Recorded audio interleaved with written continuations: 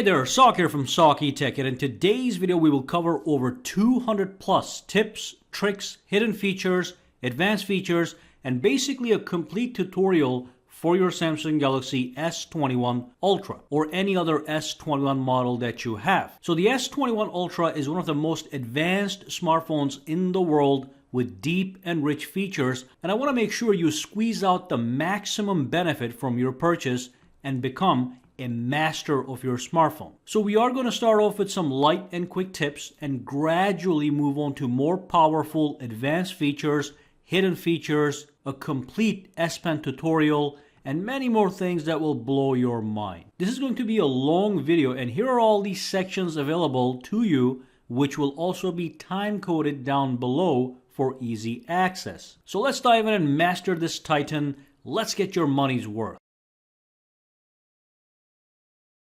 Alright, so the very first thing you want to do is you want to actually give your phone a unique name. So what you want to do is you want to go to your settings, you want to go all the way down, okay, all the way down, go into About Phone, and over here you can name your phone. So in my case, I can tap on Edit here. Right now it says Saki. I'm going to say 21U, so I know that this is the Saki 21 Ultra phone, and this is going to also help you a lot when you try to connect this phone to other devices. You can easily recognize the phone by its name when you do a Bluetooth connection or a Wi-Fi connection. So fantastic tactic. Let's move on. Now, one more very important thing that you want to set up right away on your phone is if you go to your settings and if you go to advanced features, at the bottom here, you're going to have an option, not the bottom, I'm sorry. In the middle, you have something that says motions and gestures. So you want to tap on this one, and there's a couple options you want to enable. The biggest ones is double tap to turn on the screen and double tap to turn off the screen. So look,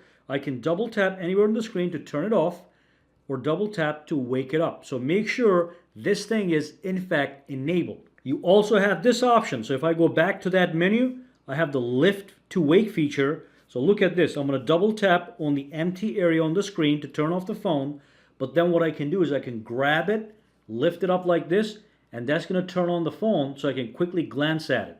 Okay, so that is the lift to wake feature that you can enable if you so desire under motions and gestures.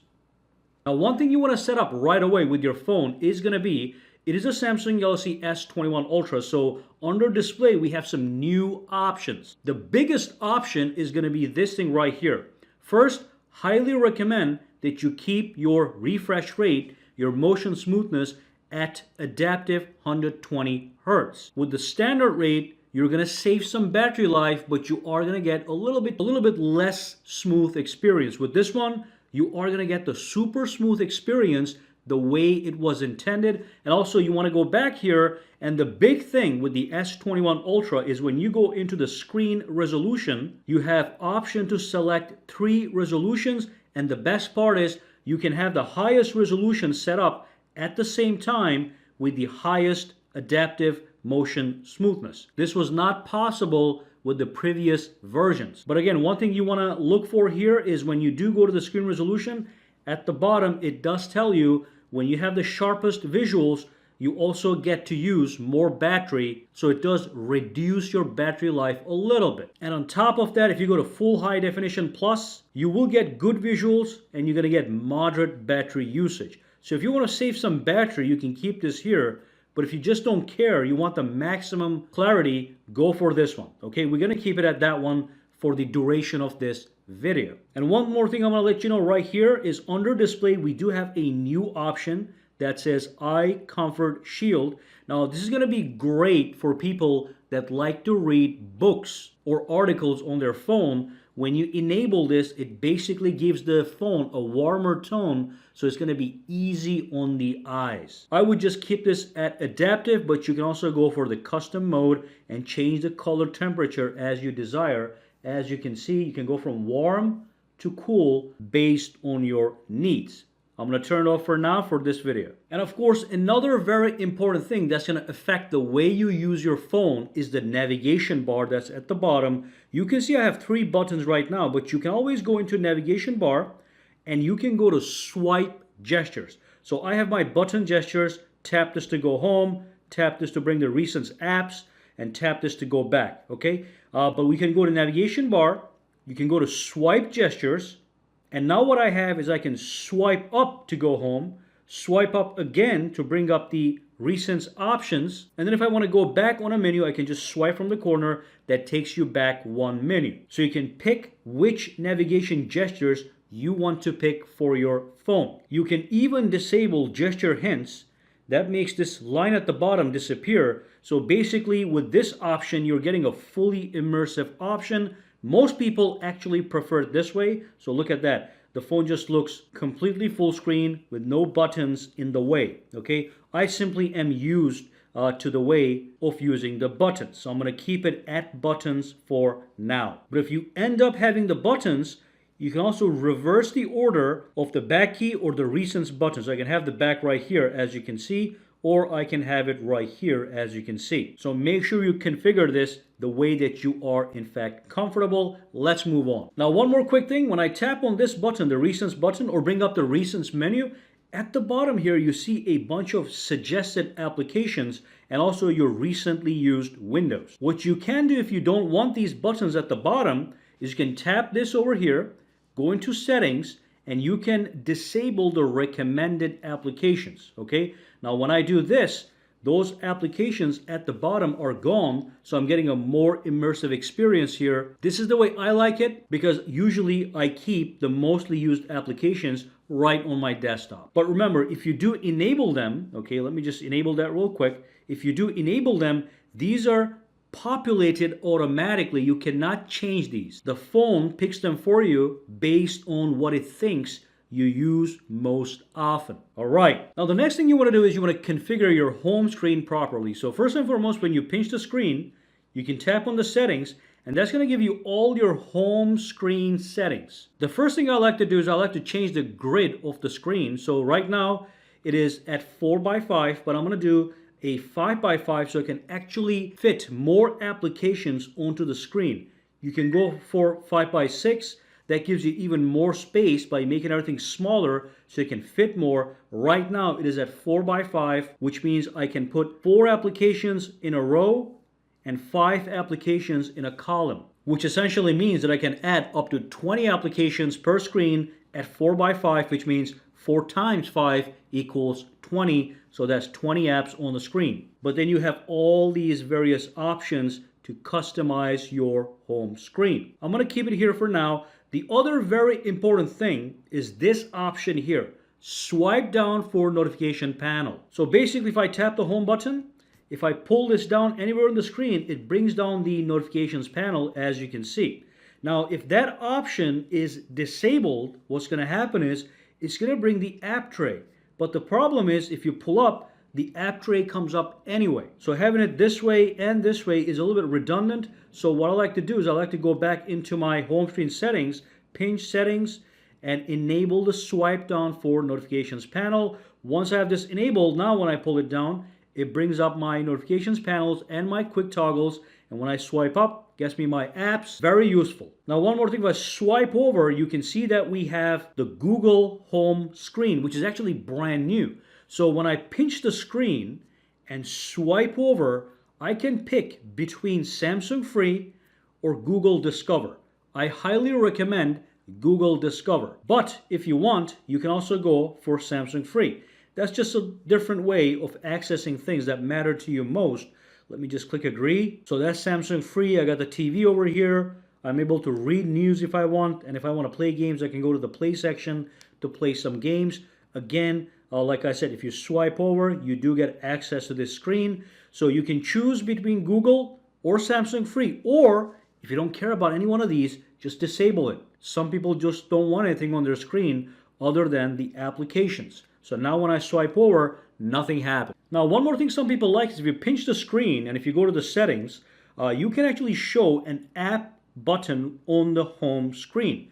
So if I enable this and if I go home, now I have a button I can tap that takes me to my app drawer. So you can either pull up or just tap the button to bring up all your applications. Just a quick tip right there. All right, so next thing has to do with multimedia. So you want to make sure you get the best multimedia experience out of your phone. So you want to go into your settings and then you want to go back over to the advanced features and then go all the way down and go to Video Enhancer. You could click on it. Make sure this is enabled. So basically, if you're watching movies or any kind of video, you are going to get enhanced image quality for your videos. You are going to enjoy a brighter display and more vivid colors. Highly recommended. As you download more applications, they're going to show up right here. So if you download Netflix, Hulu, Crunchyroll, whatever, they're going to show up right here. You can individually enable or disable this for any application you want, but it's great when you're watching movies for crystal clear clarity. On top of that, you want to go back to the main settings. You want to go into sounds and vibration. Then you want to go all the way down and you want to go to sound quality and effects. When you tap on this guy, you want to enable the Dolby Atmos sound, which is going to give you immersive sound experience. You can click this guy, pick auto, or pick when it activates. So do you want this to activate for movies, music, or just voice? I just keep it at auto so it picks it by itself. But with this one enabled and the video enhancer enabled, you are going to be good to go. And additionally, you can come to your equalizer. If you are listening to music, pick the right equalizer type for the kind of music that you're listening to. Look at the way it changes the equalizer, as you can see. Or if you are an expert, you can make your own equalizer. Some people are very good with their audio, but for most people, you can pick the presets from here based on what you are listening to. I did forget to mention one thing. If you're back in the settings, sounds and vibration, under sound quality and effects, you also want to make sure Dolby Atmos for gaming is enabled so you get the best sound when you are in fact gaming. Now let's move on and quickly talk about the S Pen functionality. So as you know, you can actually buy an S Pen for your phone, which is going to cost you $40. I'll drop a link down below if you want to buy this one. It is by Samsung. So the S Pen is going to have a little button here that you can press, which is going to be able to bring up something known as the command center, which has a bunch of options such as being able to create a note. So if I tap on create a note, I can actually write stuff with natural handwriting. I can also go down here, pick up any kind of pencil that I want, a real pencil, a fountain pen, change the size of it, and I can write on the screen to take notes, class notes, whatever, random notes, jot down random stuff. So you do get access to a bunch of options with the S Pen if you go and buy this. When you go to your settings, when you go to advanced features, it unlocks a menu known as the S Pen menu. If you enable it, it gives you all these additional functions that I'm going to be making a full video about. But in this video, I just want to quickly show you guys, you do have the S Pen option, and then you get all these additional functions on top of it. But the biggest thing with the S Pen, of course, is the fact that you can go to your Samsung Notes, right here, and you can start taking real handwritten notes with the phone. You can also use the S Pen to navigate the phone, no problem. This was previously only reserved for Samsung Galaxy Note series. Now you can buy the S Pen and you can start doing the same stuff right here, as you can see. Tap on edit, tap on the pen, and I can start writing anything that I want. Now one more thing that's very important, and this has to do with your home screen, is if you press and hold on applications, you always get access to an expanded option for where you can do various things. So for example, if I press and hold on Play Store, I get different options. I can remove the application from the screen. If I press and hold this again, I can select a single application or I can select multiple applications. Then I can press and hold and I can move these around as a group, okay? That makes it much easier to move stuff around. So instead of having this one by one, if I grab this, put it here, that's one, then I have to go back, grab it again. So instead of doing that, now what I can do is I can press and hold, click on select all the applications I want to move at the same time, press and hold, and move them around as a group, as you can see. So that's an easy way to manage your home screen, to move stuff around, rearrange your home screen or whatever you want to do, as you can see. Now one more thing, if I tap on this and select a bunch of applications, on the top, I also have the option, which is hard to see right now. So let me make that clear for you. So I picked a different wallpaper. So again, let me do that. Select all these guys. You can see on the top, we have the option to manage all the selections at the same time using a batch process. So for example, if I want to add 2 applications into a folder, I simply select the applications that I want, okay, and I say create a folder, and all that goes into a folder. I can pick the folder name, let's just say mix for now, and look at that. Now I have one folder with all those applications sitting at the bottom. So you can instantly create a folder from a bunch of apps just like this. All these options also work in the app tray. So again, if I press and hold, select, look at that. I can uninstall them, or I can just create a folder by selecting all the applications I want. Now, one more thing that's fully customizable on these phones is the side key. So you have a volume rocker for volume, but you also have this key that when you press it one time, turns off the phone. Okay, that's great. But what you want to do is you want to customize it so it behaves the way you want it to when you press and hold. So what you do is you go to the settings, okay? You go into advanced features, and then you go to side key. And basically, if you double press that key, you can quick launch the camera. So if I double press the side key, it launches the camera, or I can actually open an application. So if I click on here, it allows me to choose any application that I want. Let's just pick calculator for now. So now when I double press this button, it launches the calculator. Okay, you can assign a quick button there. And also, let me just keep it at quick launch camera for the double press feature. But if you press and hold, do you want to wake up the Bixby or do you want to power off menu? So if I have this one, and if I press and hold, I can access the power menu to turn off the phone. But remember, you also have the same option on the top here. That's the power menu. If you pull this down, we got the power menu. You can have the same thing here if you want. Okay, or like I said, you can allow it to choose to wake Bixby instead. But remember, if you just click it once, it always turns off your phone. All right. Now the next thing I want to quickly talk about has to do with the camera. So let me launch the camera real quick. Especially if you have a Samsung Galaxy S21 Ultra, there is a button you need to keep your eye on. So when you launch the camera, you're in the photo mode. On the top, there's a button right here. You click on it, it's going to expand and give you a bunch of options. Now the one that's most important is this one that says 3x4. Let me tap it. 108 megapixels. So to utilize the 108 megapixel camera to take the sharpest possible image, you do want to click the button and choose 108 megapixels. But when you don't want to use 108 megapixels, which sometimes if you're just taking casual photos you don't, you can go back to regular 3x4 or 9x16, which is just an aspect ratio. But again, like I said, when you're ready to take that photo that you really want to show your friends, you can take it in high detail, and when you do it at 108 megapixels, it is going to retain a lot of the actual detail from real life. So just remember that. All right, so let's quickly talk about the lock screen. So if I go to the lock screen real quick, there's an option here that you're not going to see, but you can tap on the clock, which is going to expand and give you access to 5 or 6 widgets that you can disable or enable as you please. I got the music player, I got the alarms, they're gonna show up right here. Or if I have any Bixby routine set up, they are gonna show up right here when I click on it. Now here's the good news. Let me go into the phone. It's all customizable. So if I go to the settings, and if I go into my lock screen, what I can do is I can swipe down and go into my widgets, lock screen widgets, and then I can enable the weather widget, the today's schedule widget, that's the calendar, the digital well-being or whatever, so I can disable the ones I don't want either. Now I can also reorder them. Tap this and I can move music to the second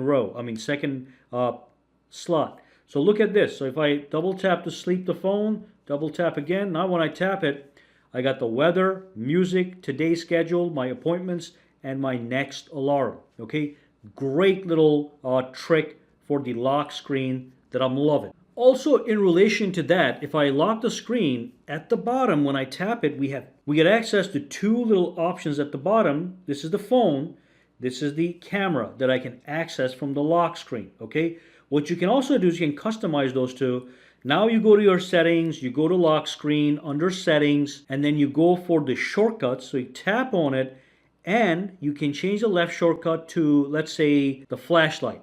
Okay, and then you can change the right shortcut to, let's just say, the calculator, or let's just say a calendar. Okay, so now when I go back to the lock screen, I got the calendar and the flashlight. That's going to turn on the flashlight just like that. So it's on right now, as you can see in the back, because we have a shortcut right here. Or I can access the calendar, but for that I do have to lock the screen. Then it gets dumped straight into my calendar application. And like I said, you can modify them right here under shortcut, which is absolutely great. Now, one more thing I like to do on my home screen, my lock screen, is put something here, contact information. Let's just say Saki Tech, so you can see what I'm talking about. Okay, now when I turn off the screen, double tap, I can have a little signature here that says Saki Tech. You can put your name, you can put a quote, whatever you want. Another way to customize your phone and make it yours. Something you cannot do on the iPhones. Now, the final thing I want to talk about in relation to the lock screen is if I go over here, you can actually customize the clock over here. So if I go inside, if I go to my settings, if I go to my lock screen right over here, I can tap on the clock style, and once I do, I can access the lock screen clock style. So I can do it like this, I can do it like this, like that, like that. You can see I have all these options. And the best part is I have the ability to change the color to whatever I want. So if I want a red clock, I can have that. I click done. Now when I go back out to the lock screen, I got the red clock and date and the signature at the bottom. Okay. And one more thing, if I lock the screen and if I tap it only once instead of double tapping, I get access to the always on display. And this is also fully customizable. So I go to the settings, I go to the lock screen, I go to always on display, and right now I have the tap to show option. Okay, so basically tap to show means you tap once and it shows the always on display for 10 seconds. All right, but I can also change it to show always. That's going to eat more battery life. But the best part is I can tap on clock style and change the way the clock looks here. So look at all these different options I have. I can go to this one. I can have this one right here. I can tap here. I can add a GIF image, as you can see. Okay, so I can even have this guy right here. And then I can click on done. And now if I keep it as show always, if I double tap the lock the screen, it's just going to appear by itself. And you can see it's got that GIF. And of course, it's always on, battery, notifications, time, and the fingerprint sensor right here. So you get some information with the always on display. The best part is it is fully customizable. Some people don't even want it. Just disable it. That's going to save you battery. Or keep it at tap to show if you just have to have it, but only tap to access it. Okay? I'm going to disable it for this video because I actually never use it, but the option is in fact there. Now when it comes to the fingerprints, if you go into your settings, and if I go to biometrics and security, you want to go to your fingerprints, and let me just put in my PIN number here. Right now I only have registered one fingerprint, which is this one. You can always add more if you want. You tap on add, you can add as many as you want. But let's say after you add, you come here and you're looking at fingerprint 1. What you can do is you'll forget what that is most likely. So you would want to tap on check added fingerprints. Then you put a finger on it. So if I put this one, it says no match. But if I put this one, it says that's the fingerprint 1. So once I do that, I can click on this and just change it to, for example, left index. So I know what fingerprint that in fact is. So just something to be aware of. Over here, you also have the show animation when unlocking. So for example, look at this. There was no animation. Now when I do this one, let me go back in here to my fingerprints. I can enable the animation. Now when I lock it, notice how there's going to be a little animation as I log in, giving you a little bit more immersive effect. There's a couple other things here you want to look at, and especially this thing right here. You want to always have this enabled, so when you go into the home screen and when you wake up the lock screen, you also always have a little icon here so you know where to put your finger. So that has to do with the fingerprint sensor. Now you also want to set up your notifications. So let me go to my notifications here. Let's say you do get a notification. This phone has some edge screen properties. So when you do go to notifications, you're going to see that you are sitting at the brief notification. So you get a little pop-up every time somebody sends you a message or whatever. You want to tap on brief pop-up settings and then go to edge lighting style. You tap on this one and you can access your edge screen options. So when you get a notification, you get these nice effects around the edges. So look, you can pick the color if you want. And additionally, you can also change the size and the transparency. I can change it to thick, change the duration to long, okay? And then effect is separate, so I can have this effect. Look at that glitter effect. I can have the heart effect. I'll see a bunch of hearts on the top. I can do the fireworks, so you're going to see some fireworks. Also, you get that red bar, and if you swipe over, you have the spotlight. That's one of my favorites, actually. That's the spotlight effect, okay? But if you want the actual glow around the edges, you want to pick one of these guys that has that icon, that shape there. So it gives you an edge lighting effect. So that's only going to be available under the brief pop-up settings. If you go to detail pop-up, it's going to disappear. Under brief, it's actually going to show up right here. But that's how you get that beautiful edge lighting effect if you want to customize your phone even further. Now, on top of that, we also have the edge panels. So edge panels are going to be under display. If I go down, it's going to be right here, the edge panels. The big thing here is the handle. So if I tap on the handle, I can change the color of the handle and change the position of the handle. So let's, it's right now, it's right here. So look at that. I can make it bigger. I can make it even more bolder. And then that's panel. I can pull this in, and that's going to give me access to a bunch of edge screen panels. I can tap on the settings, which takes me to the panel settings. From here, I can enable even more things. Smart Select, the weather, tools, reminders, whatever. So now when I go back, I have access to all this stuff right here. Now remember, initially you want to go to the settings, display, scroll down, go to edge panels, make sure it's enabled. If you disable this, that disappears. Enable it, it shows up right there. Tap it again, and from here you can go to handle to change the handle settings. Move it up and down, change the color, okay? Then go back and then go to panels to add extra panels from here. Just tap here to choose them.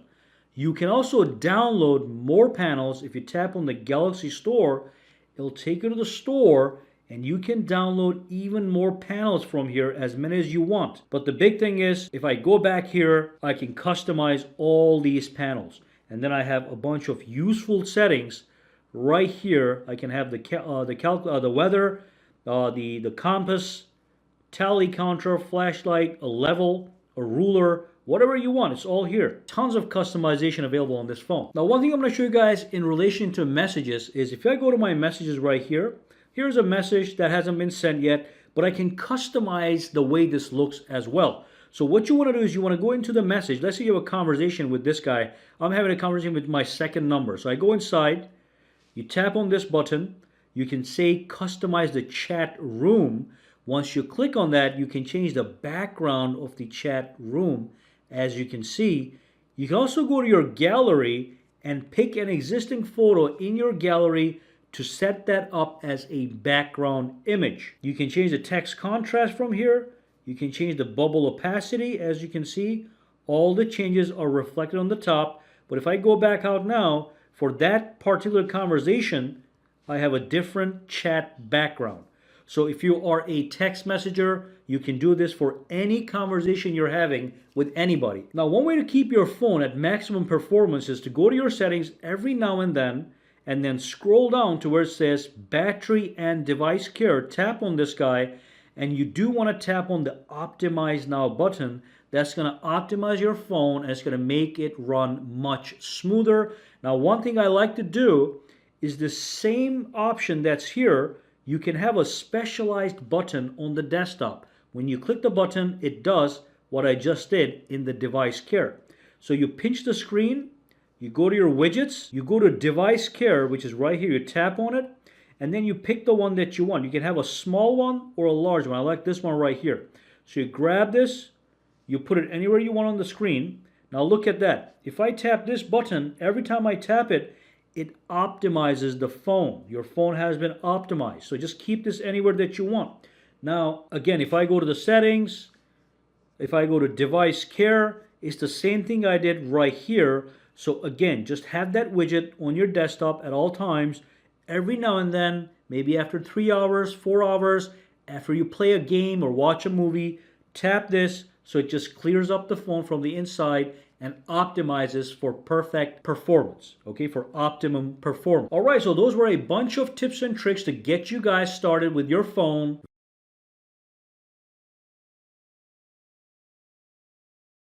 All right, so in this section, we are going to be talking about every single S Pen feature on the Samsung Galaxy S21 Ultra, which now has full S Pen support. So in this video, I'm going to give you guys a full range of tips and tricks that pertain to the S Pen. So if you buy the S Pen, you are able to maximize your ownership. So let's dive in and get started right away. Now I do want to let you know real quick, I'm using the official Samsung silicone case cover with the S Pen included on the side over here. So if you want a link to this case, I'll drop a link down below. It just makes it easy to have your phone and S Pen on the go with yourself at all times. So I'll drop a link to buy this case down below. So the S Pen has 3 different capabilities, and we're going to break each one of these categories down to its minutest detail. Now, I do want to let you know the very first category is this button right here.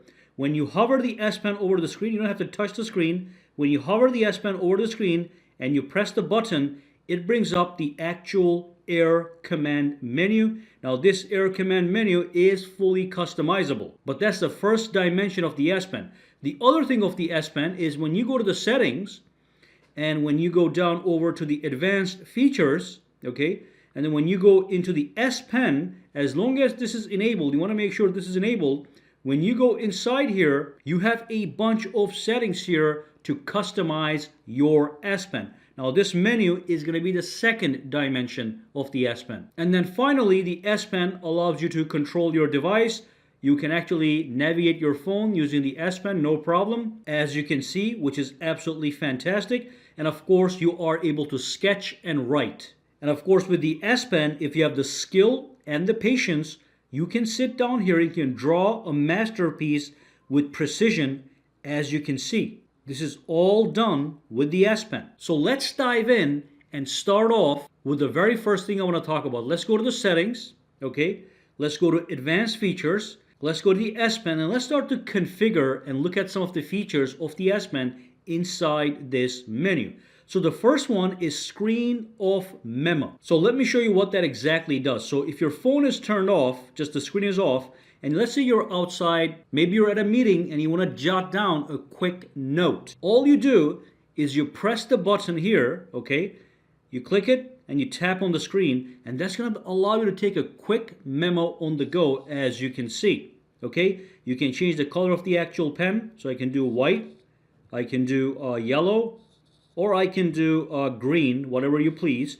And of course, you can change the pen size over from here, and you can use the actual eraser. Once you're done, you save the note, and that note gets saved into your Samsung Notes application. So when I go to my Samsung Notes application, okay, let's pull this up. That quick memo that I took is going to be right here. So it's a great way to jot down notes on the go real quick without having to actually log into your phone. So that's number one. That's the screen off memo. Now the other thing, the next thing here is create note with the pen button. Now this is a similar concept to the screen off memo, but you can do it anywhere on the screen when the phone is actually on. So this time what you do is you press the button and you double tap on the screen. It brings up a quick note. You can jot down notes right from here. So that is absolutely fantastic. Great for taking notes real quick. Now, sometimes when you exit this, when you press the home button and you exit this, you are going to see it's going to minimize itself right over here. You can put this anywhere that you want.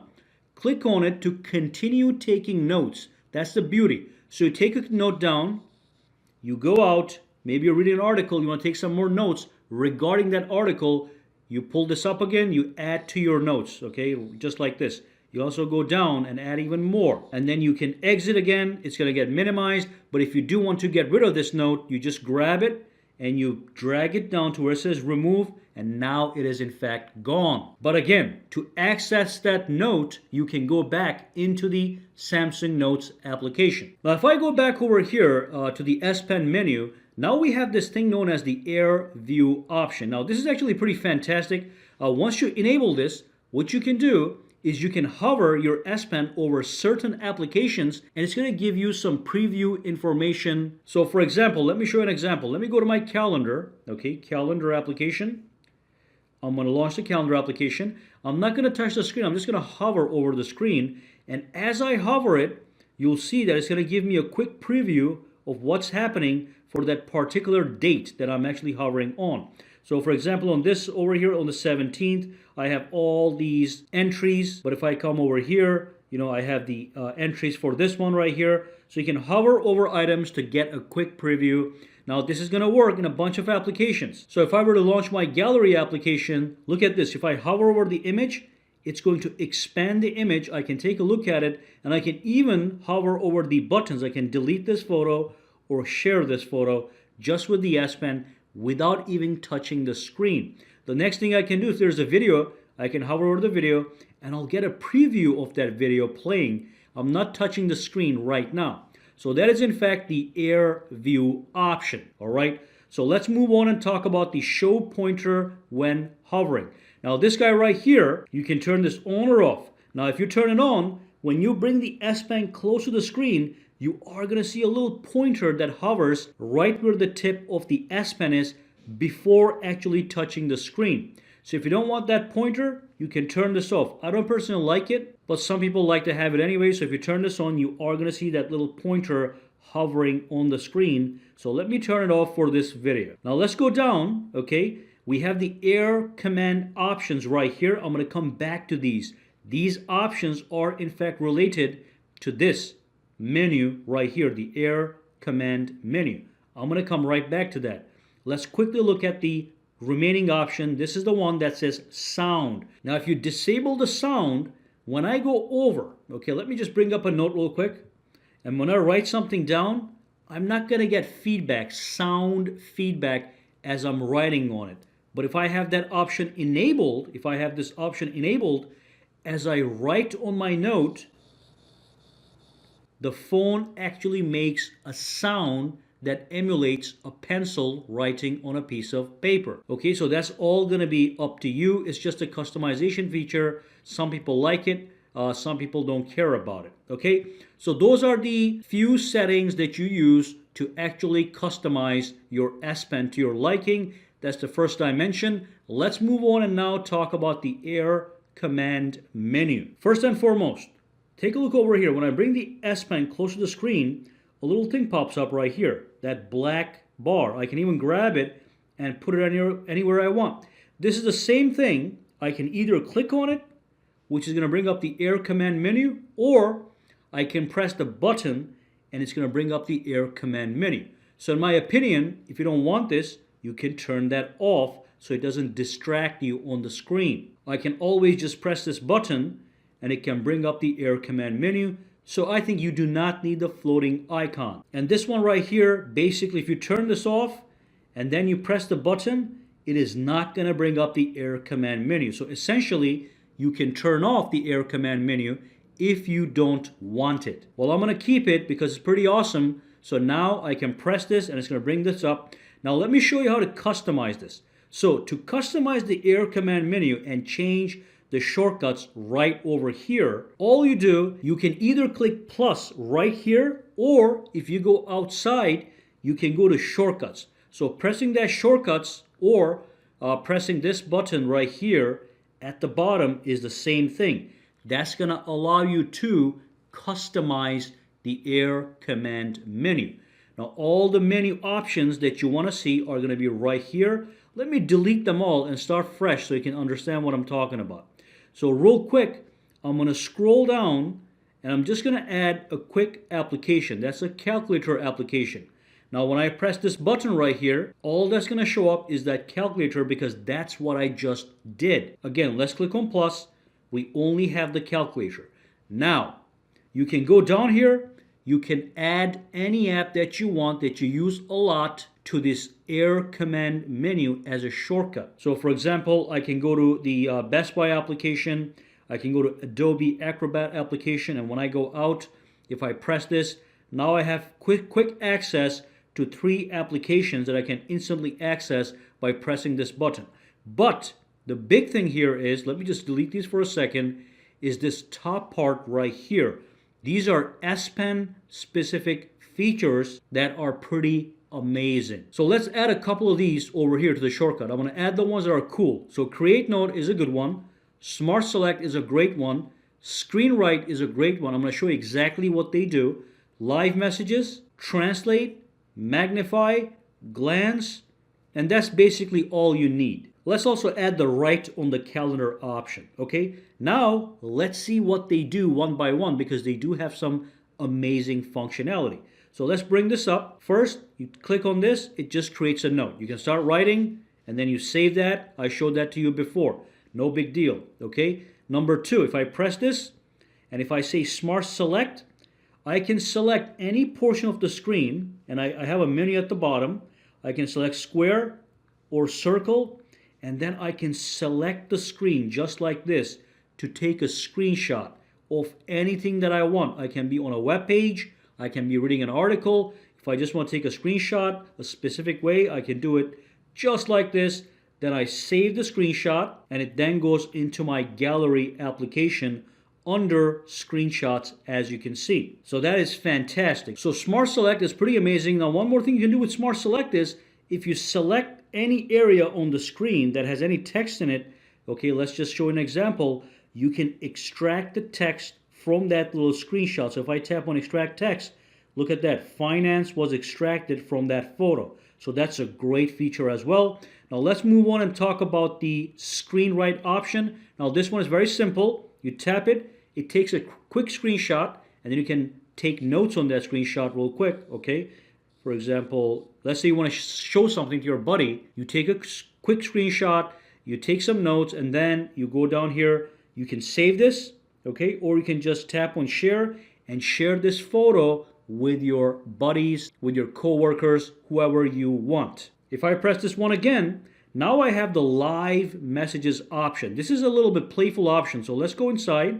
Once you launch it for the very first time, it's going to ask you some questions. Just choose the ones that you want. Okay, let's just allow. I would just allow everything. So basically, here's what live messages are. You have the option to pick from a preset, from the gallery, from the camera, or from a color. So let's just do the color. So what I can do is I can pick a background color. Okay, and then I can start drawing. Once you click Start Drawing, it records what you're writing down. And then you can go back and you can replay that. Look at that. It gives you nice, beautiful effects. Now the good thing is you can actually change the pen and have all these various effects. So let's pick this one for example. Okay, I'm just going to pick this one as an example. Change the color right over here. Okay, so let's do one more. So I'm going to go like this. Create a heart or whatever. You know, you can do whatever you want. If I play it, look at what happens. So that's a live message you can create with your S Pen. And of course, the point is, once you're done, you click on done. It saves that live message. As you can see, it's great if you want to celebrate somebody's birthday and you want to personalize that. So look at that. Once you save it, we got a share button at the bottom, and you can share this with anybody that you want. Fantastic, all right? Now let's move on and talk about the next feature. What we have here is a translate feature. This is pretty amazing. So let me show you what it does. So here we have some text. I'm going to bring that up one more time. I'm going to tap on translate. Okay, once you tap on translate, first you choose the source language. So I'm going to translate from English, and then I want to go over here. There's a menu on the top now. It just appears, as you can see. You can move this around. So I'm going to translate from English. So I'm going to translate from English to, let's say, Armenian. Just an example. Now, when I hover over any word, it takes that word and gives me the translation to the second language, the target language. Let's go for French. So you can see again, You can do anything. So look at that. It translates to French. You can also translate paragraphs. So if I tap on this item here, it says T, tap it. Now it's a paragraph. Look at this. It translated the entire paragraph that I'm hovering on. It's almost like magic. Now once you're done, you can exit out. You're good to go. Let's move on to the next tactic. So press the button. We have the magnify option. Now the magnify option, basically, again, once you click it, it brings you a menu. Okay? What you can do is anywhere you hover, it's going to magnify the screen. All right? And I can change the magnification ratio by tapping this button. Let's do 300. So look at it's even bigger now. That is just great. Now when I'm done, I can X this out as well. Okay? So if you want to magnify anything on your screen, that's the option you want to choose. Now we have the glance option. Let's tap on it. Let's see how this is. It says cannot use glance. Open an app first. So let's open an application. Now, what is glance? Let's tap it. I'm going to go over here. I'm going to tap on glance. So it took that window and put it to the side at the bottom here. I can hover the S Pen over and just glance at it. So maybe I'm taking a note right over here and I want to glance at an article. I glance at it. I let the S Pen go. I don't even touch the screen. I just hover. Let the S Pen go. That goes down and I can start writing, taking notes by looking or glancing at the article. Okay? Once you're done, you just grab it and remove it. Just like this.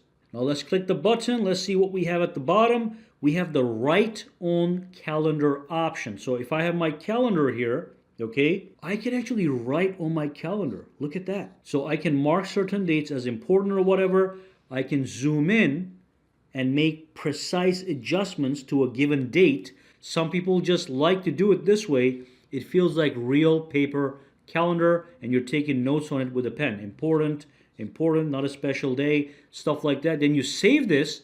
Once you save that and you go to your calendar application, right here, it actually shows you the way you have it marked. And even here, you can click the pen icon and continue marking the calendar. I can save it just like that. This is just fantastic. Now, if you want to erase anything on the calendar, you press and hold the button and just erase like this. So you can clear up your calendar if you so desire. And then save it again and you're good to go. But the starting point can be right here in the Air Command menu, right over here. All right, so that brings us to the end of the actual Air Command menu. Now let's move on and talk about the final feature of the S Pen, which is very simple. It is something you can use to navigate the phone. Look at this, you can navigate the phone, but the biggest thing is the Samsung Notes application is going to be your best friend here. So this is going to be pre-installed. So you're going to launch it. And then let's just create a brand new note. And then you can start sketching, writing, whatever you want in the actual Samsung Notes application. At the bottom, you're able to pick a bunch of different pencils or pens. It's all up to you. You can change the size. You can change the color. And you can take notes. Okay? And again, you can zoom into these things and take precise notes. And also, if you're an artist, you can draw stuff. Or if you just want to highlight stuff, you can highlight stuff. Look at this. We even have a little highlighter in here with different sizes, different colors. Let's just go with orange, okay? So I can actually import a document and highlight the document. I can import PDF documents. I also have these options. If I swipe over, look at this. I have the shapes. So if I click on this button, if I draw a triangle, turns it into a perfect triangle, okay? You have to press that button. Now let me go back here. Let's just show you one more time. So look at this. We have a perfect circle, perfect triangle, perfect square. But that's one of the most used features of the S Pen. Go to Samsung Notes, learn how to use it, sketch, write, draw, do whatever you want. If you have the patience for it, you can even create a masterpiece on your Galaxy S21 Ultra with the S Pen accessory. Alright, so in this section we are going to be covering 25 plus advanced tips and tricks for the Samsung Galaxy S21 Ultra. And of course the same tips and tricks also apply to the S21 Plus and the S21. So let's dive in and get started right away. So let me show you exactly what I'm talking about. I'm going to go to my settings over here, and if I scroll down just a little bit, over here we have a whole bunch of advanced settings for the S21 series. And of course, in this video, I'm going to go from top to bottom explaining every single feature so you guys can maximize your ownership. Now, before I dive into each one of these guys individually, I do want to actually quickly talk about motions and gestures, which are quick to explain. So let's get them out of the way real quick. So the first one is double tap to turn on the screen. So basically, if the screen is off, like this one, I can double tap to wake it up, okay? Now, the other thing that's very important here is to double tap to turn off screen. So this one here, you simply double tap on an empty area on the home screen to turn off the display. Now, you cannot do that right here. For example, if I double tap here, nothing happens. You have to go home and find an empty area and double tap there to activate this feature, just so you know. So you can't just double tap anywhere. You have to do it in an empty area on the home screen. And of course, it also works on the lock screen. So let me show you what I'm talking about. If I turn off the phone, now if I double tap on the lock screen, it wakes it up. I can double tap to also make it go back to sleep, okay? So the double tap works on the home screen and the lock screen to turn off, to put the phone to sleep. Just something to know, some fine details. This one right here that says keep screen on while viewing. Now this is a little bit cool feature. So let's say you are reading a book on your phone. Maybe you're using a Kindle application to read a book, or you're reading a newspaper or whatever. Now by default, if I go to my settings here, let me just show you a related feature here. Over here, the screen timeout normally is set to 30 seconds or 15 seconds. So that means the phone is going to turn off in 15 seconds if nothing actually happens, okay? So most people have it here to save battery.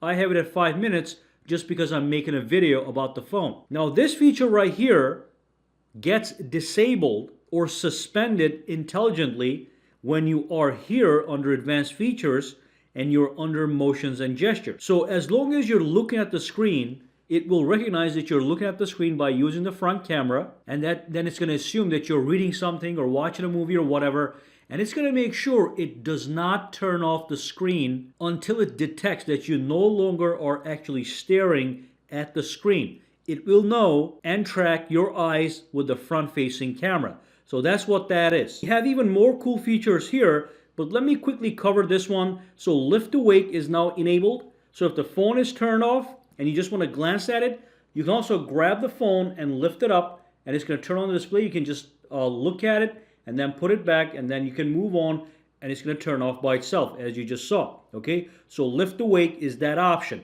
Now the other thing that's very important is this one right here. If it is enabled, let's say your phone is turned off, you went to get some coffee, and while you were away, somebody sent you a message. And then you come back to the room with your coffee, and you just want to see if you have a notification or not. All you have to do is grab the phone and just move it a little bit. It's going to vibrate if there's any notifications you have not checked, okay? That's a great little feature, and if it doesn't vibrate, then that means there's no messages, no calls. You can just keep doing other stuff that you're doing. And then we have the mute with gestures. This is pretty cool actually. Let's say your phone is sitting like this and somebody gives you a call and the phone starts to ring and you just want to mute the phone real quick. You can just grab the phone, put it down on the table just like this, and it's going to mute whatever is incoming.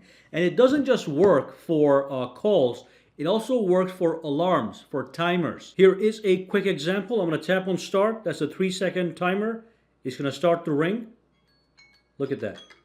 Now, if this was a phone call or whatever, look at that. Turn off, no problem, just by flipping the phone over. And then finally, we have the palm swipe to capture. If you want to take a screenshot of your phone, you enable this, and all you do is swipe the palm across the screen, and it takes a screenshot as you just saw, and then it saves it into the gallery, which is going to be right here. Okay, again, just swipe to capture a screenshot. That is absolutely fantastic. All right, so we're back here. That is covered now. So we're done with this motions and gestures. Let's go over here and start with all these amazing features. All right, first and foremost, we have call and text on other devices. What you want to do is you want to enable this if you have multiple Samsung devices in the house, such as a Samsung tablet or a Samsung laptop. And of course, when you go in this for the very first time, it is going to ask you to make this your primary phone. So this is going to be the master phone, and every other product that is going to be attached to it are going to be the secondary devices on which you can take calls and read text messages. All right, so quick example. So I have my phone right here and I have my tablet right here. That's a Samsung tablet. I'm going to call this phone, and you will notice I'll be able to see the phone call here as well. So let me do that right now.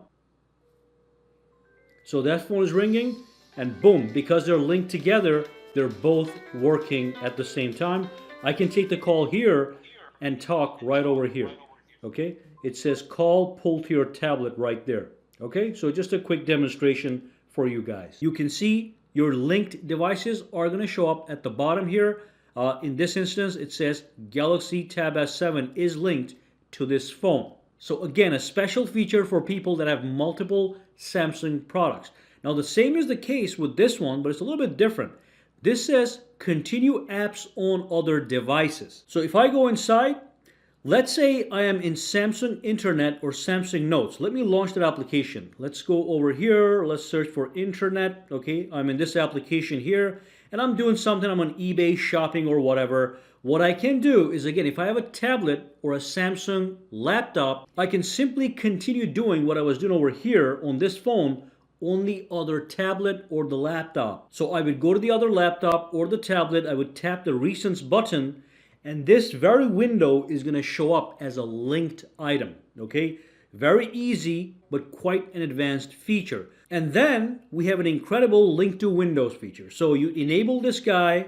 It's going to walk you through. It's going to ask you to log into your Microsoft account. The reason you're going to need a Microsoft account is because this is going to allow you to link your phone to a Windows PC. So use the same account you're using on your Windows laptop and log in right here. It's going to link the phone to the laptop. And here's how that's going to look like. Here's the phone, okay? And then I have linked it to my Windows.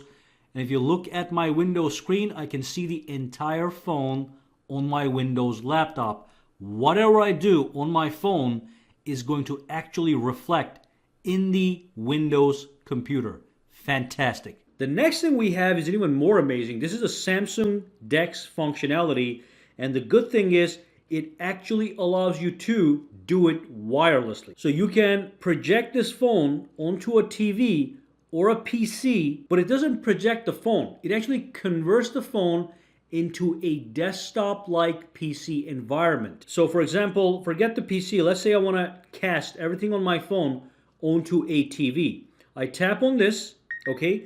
And then all I do is if I have a compatible TV in my house that has wireless capabilities, it's going to show up right here. Once it shows up, you click on it and it just connects to that TV. It projects onto a TV a desktop PC environment that is designed for work and productivity. So here's a quick demo. So let's pull down the notifications panel and the quick toggles.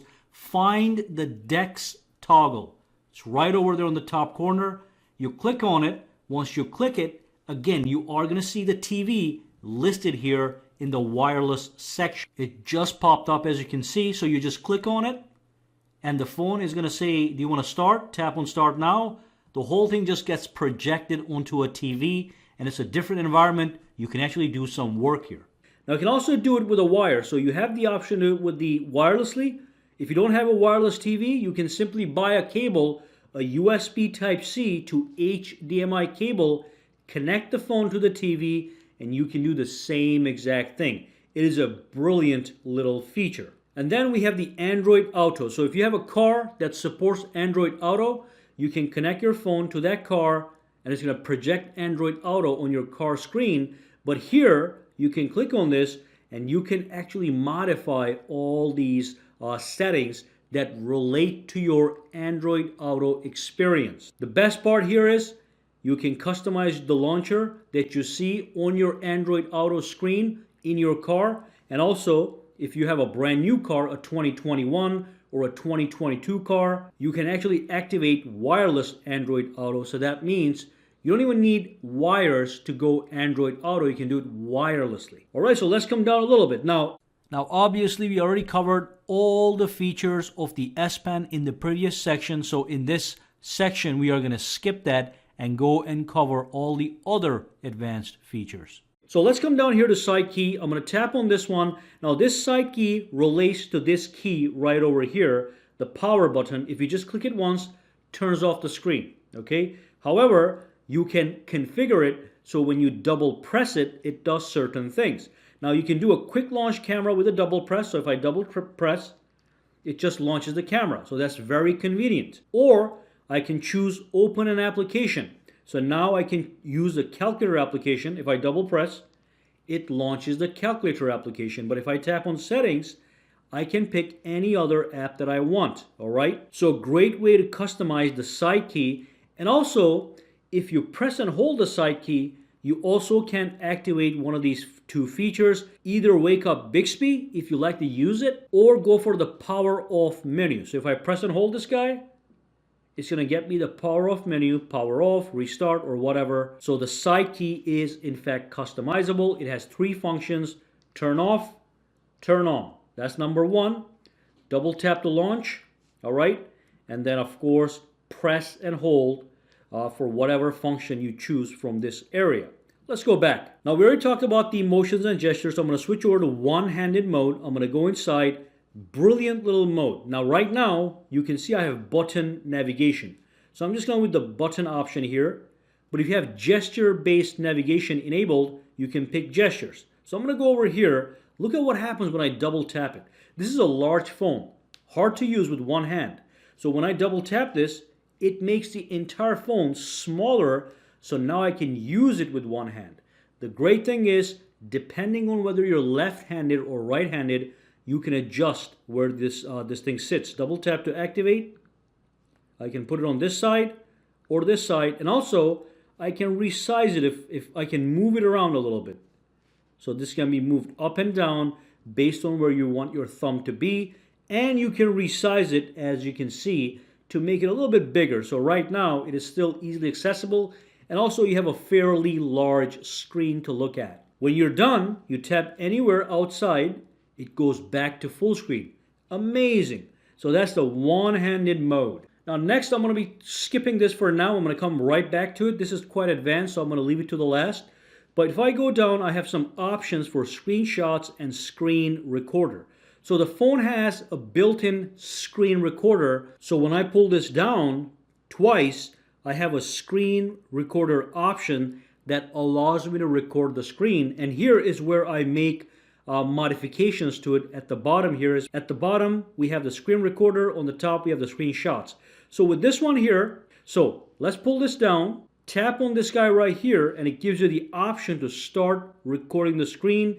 You can choose no sound, media sounds, and mic. So it will also record if you're speaking, maybe you're making a tutorial. So I'm just going to say no sound. I'm going to tap on start recording. Now it's going to say countdown, 1, 2, 3. It started to record the video.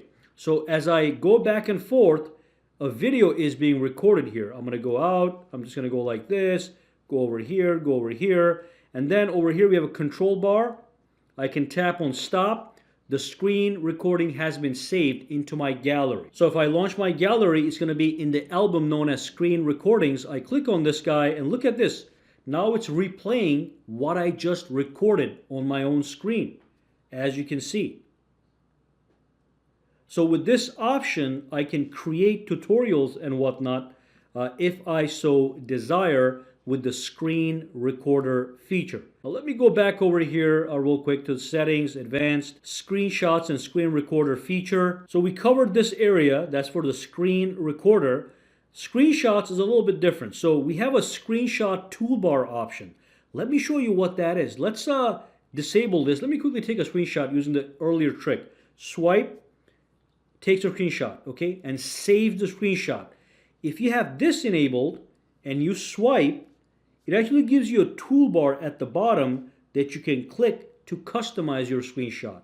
So if you want to see this toolbar right here, every time you take a screenshot, so you can actually, modify your screenshot, you want to make sure this toolbar is enabled. With this option, with high status and navigation bars, if you enable this, when you do take a screenshot and you go into the photo, you will notice that in that photo, it's not going to have the navigation bar or the status bar on the top. Okay, so let me show you a quick example. Let me disable this.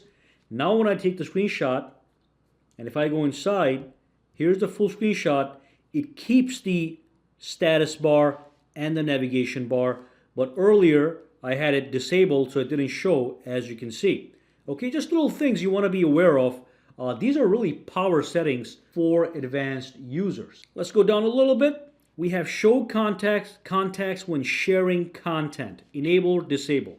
If I go to my gallery, let's say I want to share a photo with somebody. When I tap this, it's going to show my contacts right here automatically, my most contacted contacts in the share bar. That's what this is all about. I don't really like that, so I'm going to disable that. Then we have the video call effects. This is actually very cool. Go inside, and when you are doing a video call using your phone, using applications like Duo, you can add special effects to the background. You can add blur effects, color effects, whatever. And also, you can preview what I'm talking about. You go to blur or color, you tap on preview.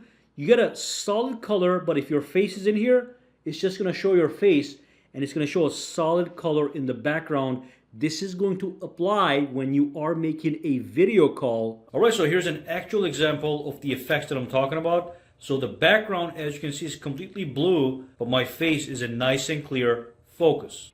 And then we have a game launcher. If you are into gaming, you want to enable this.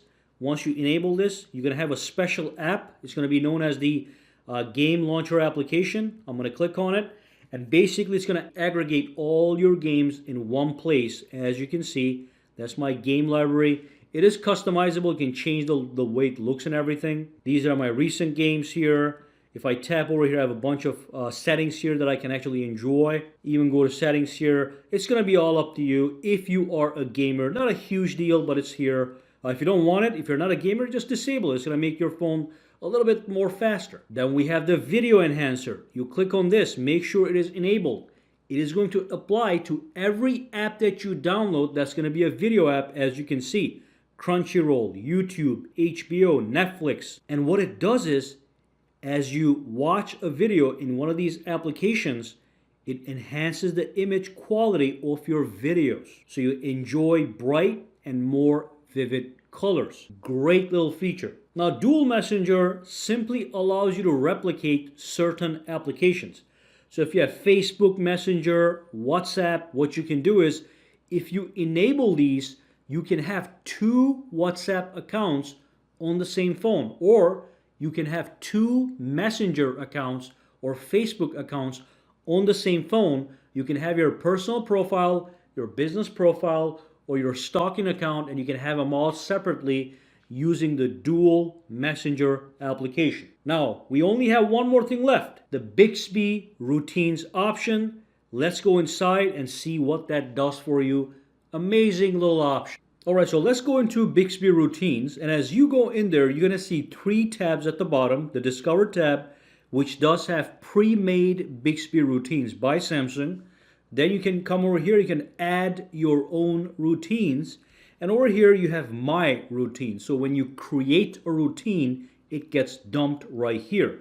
So what are routines? It's a form of automation. Basically, if something happens, if certain conditions are met on your phone, then the phone will take actions you tell the phone to take. So let me show you a quick example. Let me just take one of these suggested routines and show you how that works. So let's go to the Good Morning Routine automation. You tap on it, and basically what you have here is, if the time, you click on this one and you pick a time. What time do you wake up? Let's just say you woke up at 6 a.m. Okay, just an example here, 7 a.m., 7:17, whatever. So if the time is between this time and this time, you modify all these and you pick the days you want this to apply to, then the phone will take these actions here that you can also set and then you save this and it gets saved. The good morning is saved. You go to my routines, you're going to see it right there. Okay, you can tap it to deactivate, and that animation indicates that this is currently active. Remember, if the time is between this time and this time, it goes active automatically. So I'm just going to delete this for now. You can delete the things, but let's go over here to add routine and show you an actual example. So let's go over here, and you have all these options you can pick. So let me just say, if I connect wired headphones to my phone and they are connected to my phone, then I want to do this. So I'm going to tap on then. I'm going to go to my sounds and vibration. I'm just going to say Dolby Atmos is on. I can turn it off or on and put it into auto. I click on done. So now when I connect my wired headphones, it enables Dolby Atmos sound for maximum quality. And then you next this up. You give it a name, you pick an icon, whatever you want to do, you click on done, and it gets saved right here. And this is now automatically going to be activated when I plug in headphones to my phone. So that's what it is. This is automation. You can create conditions that if met, the phone does certain things. Now, one more thing I want to tell you real quick before I end the video is if you do click on this, for example, and let's say I want to edit this, you can add multiple conditions. So it doesn't have to be one condition. If this is true, and I can add one more. Let's just say charging status. If the phone is actually charging. Okay, so if this and this is true, then do this. And I can add additional thens. So I can add additional steps to take. And all that stuff's going to be automated. And that's what Bixby Routines is all about. It's a fantastic advanced feature. Alright, so in this section, I want to talk about one of the best features of the Samsung Galaxy S21 series that you probably are not using, especially if you're new to the scene. This feature is designed to hide sensitive data from prying eyes, and it is known as the Secure Folder. Now, Secure Folder allows you to hide and lock your private content, such as your photos, videos, important data files, messages, and much more under a total lockdown so nobody can access your private business. Now, this video is for new S21 owners, and this feature is not exclusive to the S21. Other Samsung phones can do it also. Anyway, let's dive in and discover how this powerful feature works. Let me first show you how to activate the Secure Folder, and then we will look at the fine details. All right, so the very first step that you want to take is to actually set up the Secure Folder. So what you want to do is you want to go to your settings, and then you want to scroll down and go into your biometrics and security. Once you're in the biometrics and security, you want to scroll down and you will see the Secure Folder right here. It says keep your personal files and applications safe and secure. Now, when you click this for the very first time, you are going to see an introductory screen that might take a couple minutes to set the whole thing up, but you will be dumped into this screen right here. So the very first thing that you want to do is you want to pick a PIN number for the Secure Folder. Now remember, this PIN number is going to be unique to the Secure Folder. It has nothing to do with your usual PIN number for your lock screen. You can also add your fingerprints as a form of authentication, which I recommend you do. So enable that, and also enable this feature so if you ever get locked out of the Secure Folder, you can reset it with your Samsung account. So once you have this configured, tap on next, okay, and then put a PIN number in here. Just for the sake of ease, I'm going to pick 1111, okay, for this video. But of course, you want to pick something much more secure than that. Now you can exit this, and what's going to happen is when you go into your apps, okay, and you search for the Secure Folder, it is going to be sitting right here. It is now activated. Now let me show you how to use it. Now the very first thing you want to do is you want to launch this guy. When you launch it, it goes directly into the Secure Folder. But as you can see, it did not ask me for a PIN number or a passcode or my fingerprints. So the first thing you want to do is you want to make sure that actually happens. So you want to tap on this. You want to go into the settings. And then when you go over here, go into Auto Lock Secure Folder. You tap on it and make sure it says each time I leave the application, lock the Secure Folder. Now let's go back out. I'm going to exit everything. I'm going to go back into my secure folder. Now I'm going to click on it, and you'll notice it is going to ask me to put in a PIN. So let me just put the PIN number I picked up, okay? And then, by the way, if you exit again and you try to go back in, now you're going to have the option to also use your fingerprints, because that's the option I enabled, or you can just tap on use PIN. So now the secure folder is actually secure. Let me show you how to actually start using it. Now when I launch my gallery, there's nothing in the gallery here. But interestingly enough, when I go outside of the secure folder and launch my regular gallery, it's going to have all these photos that I've taken with my camera, the albums I created. So all these photos are here in the public gallery. But when I go into my secure folder gallery, right here, secure folder gallery, it's not going to be there, okay? Because this is a different environment. This is a secure environment. So when I click on gallery, there's nothing here. So how do I put pictures in the gallery here that I want to hide? So what you do is you go into your public gallery. You pick any photo that you want to actually hide. You tap on the button on the side over here, and you say move to secure folder. Now the only reason you're seeing this option here is because we have enabled secure folder. If you have not enabled it, you're not going to see that option. So when I tap on this one, it's going to ask me to put my fingerprints or use my PIN number for the secure folder, okay? And once you do that, it takes this photo and it moves it to my secure folder. Now that photo is hidden in here, okay? In fact, let me do a couple more at the same time. You can do multiple of them at the same time. Tap on this one, move to secure folder, tap on this. Look at what happens. These photos are going to disappear. They're hidden, okay? Now, anybody that comes into my public gallery is not able to see those photos because they're hidden. Now, what if you want to access them? You go into your secure folder, okay? You click on it. Only you can access it because nobody else has a password. Then you go into your gallery, and here's the photos that I hid in my gallery. Fantastic. Another quick thing, if you want to unhide a photo, you can move photos from your secure area to public. So let's say this photo, I want to put it back into public. I simply select the photos I want to move back to public, tap on this button and say move out of secure folder. So as you can see, that is fantastic. You can move it back and forth. So now when I go back into my secure folder, again, let me just, let me just grab this, locate the application, and I'm going to put it on the desktop, okay? Just so it's easy to access. Now when I go inside, I only have the photos I want to hide in my gallery. So the same thing applies to calendar entries, contacts, camera, internet, My Files, Samsung Notes.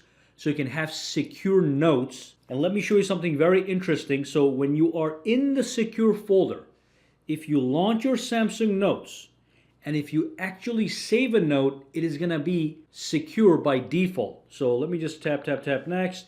Click on plus. Let me just say individual pages. So let me just say secure file. Okay, secure. That's enough actually. Just test. And I'm going to go back over here. Now that file is saved. But remember, I launched the application from my secure folder. So when I can only access that file from the secure folder Samsung Notes application. If I go outside, if I go to my Samsung Notes, the regular Samsung Notes, you're not going to see that file here. These are just my public doodles over here. You're not going to see what I did in the secure folder out in the public area. So that's the power of the secure folder. Now, you can do the same thing with any document. So people have a lot of documents that they want to secure, they want to hide, okay? You can do it with videos, PDF files, Word documents, whatever. So let's say you have some files you want to move into the secure folder. What you do is you go into your My Files application from the public area, okay? And then you select the photos. Let's select this video right here and this video. You tap on it and you say move to secure folder. Now I took that video and I moved it over to my hidden content. So when I go back inside here, go inside, and if I go to My Files, all the files that I have here that are actually hidden are going to show up right here. That's the full list of all the hidden files under the secure folder, and I'm sure you guys at this point can see how powerful this thing is. Now let me give you a couple of additional tips. One thing that's very cool actually is, let me just exit out, go back in here, put my fingerprint. Let me launch my camera and I take a photo. Now remember, I launched the camera from the secure folder. I just took a photo. When I go into my gallery, that photo, because I used my secure folder camera, it automatically gets saved into my secure folder gallery. So it already is hidden. Nobody can see it. If I launch my regular gallery, it's not going to be here. That is just brilliant, okay? So let me go back here. I'm going to show you something really cool with the secure folder. So how to make the secure folder even more secure by making it obscure. So you tap on this button here, you go to your settings, and what you can do is you can actually change the look and feel of the secure folder. Actually, not here. Go back here, tap this, and simply say customize. So what I can do is I can pick a different photo. You know, it doesn't look very threatening. It doesn't look like it's a big deal. Just a puppy. Or I can just pick a piggy bank, and I can just say finance. Okay. Then I click apply. Now when I go out, it's just going to look like a finance folder. So when somebody clicks on this, they'll not even suspect that you're hiding something because it's a finance folder. Of course, it's going to be locked. Okay. Nobody keeps their finance folders open. So nobody's going to suspect that you're hiding something here. They're just going to ignore it and move on. Okay. So that's just one trick to make it even more secure by obscurity. Other things you can do, tap on this one. You can tap on add files and you can pick images, videos, audio, documents, my files, and move them here from this application. So we have all these tools we can use to make moving stuff from public to hidden easily. One more thing, if I tap on the settings right over here and go into the settings, I can always go into my lock type and change everything. So remember, this pin number is unique for secure folder. You can make modifications here if you want to do so after the fact. You can enable or disable the secure folder in the app screen. So if I do this, now that finance folder or the secure folder just disappears. So how do you access it? Nobody even knows it's there. You go to settings, you go into the biometrics and security, and then you tap on secure folder, and then it's going to pop up that way. So I prefer to have it just like this and just rename it, so make it obscure. You can also go to manage accounts, and you can sync and back up your secure folder to your Samsung account. And once you change your phone in the future, you can always restore your secure folder from your cloud backup on Samsung. And of course, it is fully encrypted and safe. You also have more options. You can see more settings. If you don't want this secure folder anymore, you can uninstall it. So if you tap on this one, it just resets the whole thing. Everything gets deleted. No more secure folder. You have to reset it up as I showed you in the beginning. And you have a bunch of other little settings. You can play with all those. I just want to give you guys an overview of what this feature is all about and how powerful it is in fact. Now remember, if I go back out, I can also add additional applications into the secure folder. So I can create hidden copies of actual applications. If I click on plus, okay, I can create a hidden version of the Best Buy application into my secure folder, and whatever I do with that application inside here is going to remain in here. It's not going to reflect in the public folder. So remember that. That's a powerful option. I'm sure you guys can think a lot of uses for it if you want to secure your items, okay? In this video, I want to share a powerful and practical little tactic for your Samsung Galaxy S21. So let's dive in and get started. Let me first show you exactly what I'm talking about, and then I'm going to show you guys how to set it up in case you've never used it but would like to. So here's what I'm talking about. On the side, we have a power button, okay? That power button can be programmed to do a bunch of things. What I like to do is I like to double press it and activate my flashlight. Let me show you what I'm talking about. I'm going to double press it right now. There we go. And as you can see, the flashlight is now active. Again, if I double press it again, it turns off the flashlight. So that's a very quick and easy way to activate your flashlight for situations where you would need a quick light. Okay, let me show you that one more time. Here's the power button right here, or the side key. Some phones have it on this side, some phones have it on that side. Not a problem. You just double press it, okay, and the flashlight activates. Again, double press, turn off, double press, turn on. And yes, it does work when the screen is actually turned off. So the screen is turned off right now. I'm going to flip this over, double press, and as you can see, it works no problem. Okay, so that's great. So what you want to do is you want to go into your settings. You want to scroll down and go into your advanced features. And then what you want to do is you want to go into your side key menu right here, and you click it. And here we have some options to customize the side key. We want to go for the double press. Now by default, it is set to quick launch the camera. So when you double press it, it launches the camera, which is good. Some people like it that way. Now in my case, I choose open application and tap on settings. And what you are going to see is you're going to see the flashlight option. So we had all these applications we can launch as well. And I'm sure a lot of you guys know about this, but this flashlight here seems to have appeared with some of the recent updates. So now you can tap on that one and you can actually have the flashlight open up when you double press that key. So that's how simple it is. Let's grab this one more time. Look at that. Double tap, boom, light is on. Double tap, light is off. Okay, great, useful little feature. Let's talk about 5 amazing hidden features. Now, the very first feature I want to talk about is known as the pin to screen feature that can be found in the edge panels under the Smart Select panel. Now, you may know about this panel already, but I bet you have not used the pin to screen option for a long time. So first, let me show you how it works, and then I'm going to show you guys exactly how to set it up in case you do not know. So here's an example. I'm going to show you an actual example so you get the point. So let me just go to the website, and here's the price for a Tesla Model 3. And then we also have a bunch of cars at the bottom with their pricing. So let's say I want to do some mathematics on these numbers, but I can't remember all these numbers for all these 3 cars listed here. What I can do is I can pull in my panel over here. Okay, that's the Smart Select panel. I can tap on Pin to Screen, and I can choose a specific area of the actual screen, just like that. And then I can tap Pin to Screen. Now that's going to be pinned to the top of the screen, and it's got all the prices that I want.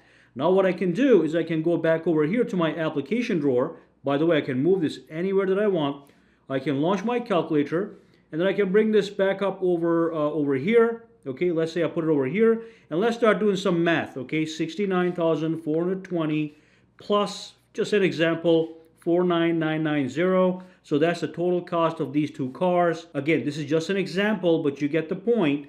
You are able to pin something onto your screen so you can refer to it, and then you can use that data on another application, and you can use this for any combination of applications. This is a brilliant little tactic. Now, by the way, when you're done with this, you tap on it, okay, and you can either maximize it, you can download this, you can actually save this. Okay, I can just save that to the image gallery. Or another example, let's just use this as an example. It's pinned to the top. I can tap on it and it just exit out. Okay, so that is absolutely fantastic little hidden productivity tool. Now, real quick, if you want to use that tool, you want to go to your settings. You want to go into your display. Okay, you want to go down just a little bit. Under edge panels, you want to make sure these are enabled, obviously. You want to go inside. When you go to panels, the Smart Select should be available right here. You simply enable Smart Select, and you are going to be good to go. If you cannot find Smart Select here, tap on Galaxy Store. It'll take you to the store, and it's going to be somewhere over here. Just go for top free, and it's going to be somewhere in here. I have a feeling it's just going to be built in, okay? So that is a great little feature, the pin to screen feature that I use all the time for reference. Let's move on to the next tactic. All right, so the next hidden feature has to do with the keyboard. So let me launch my Samsung Notes application right over here.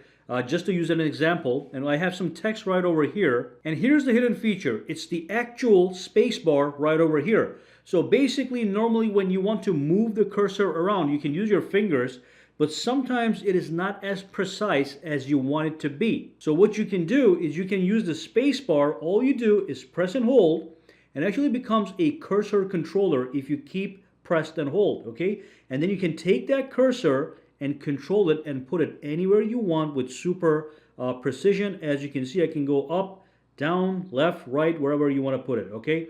So you can use this cursor control with the space bar right over here. Simply press and hold and put it anywhere that you want, and it's going to work in basically any application where there's a text field that you can input into. Now, one more thing, a related hidden feature is also right here. What you do is you tap on these three dots right here, and over here we also have a text editing feature that's built into the keyboard. You tap on this one, and now what you get is you also get a little joystick right over here to also control that cursor and put it exactly where you want it.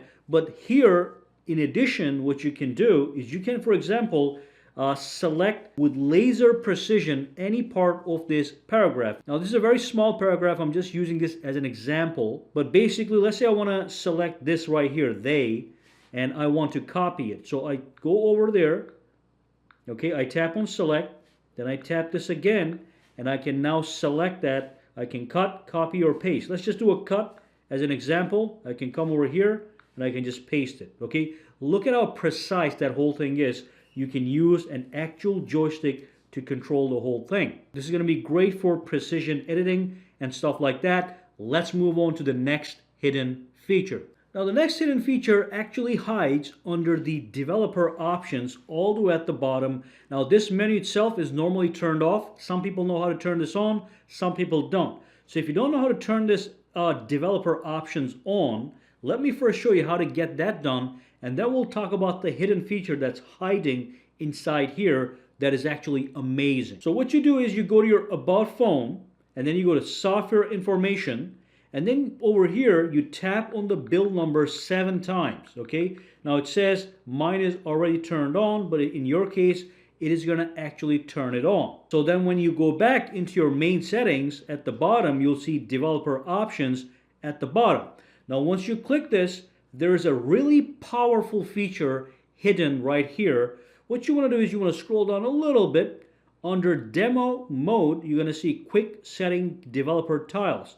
Now you click on this one, and here's what I'm talking about, the sensors off feature.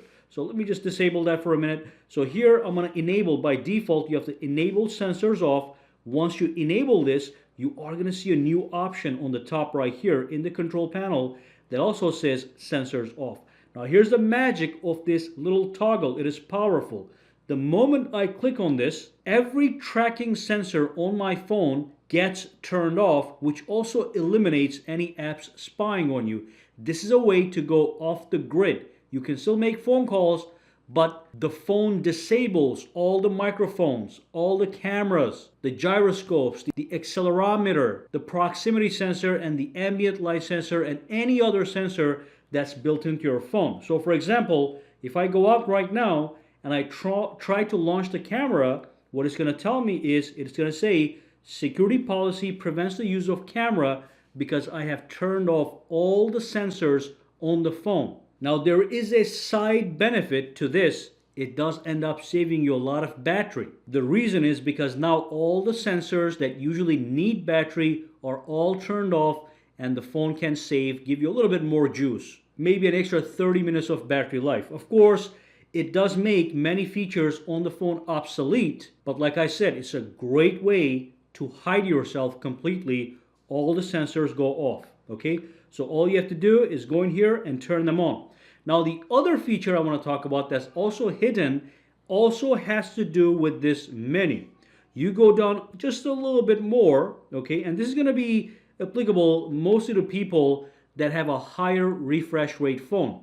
Some phones have a 60 hertz refresh rate, some phones have 120, some of them have a variable refresh rate. So what you do is right here, you say show refresh rate. On the top, it shows it 120 hertz, okay?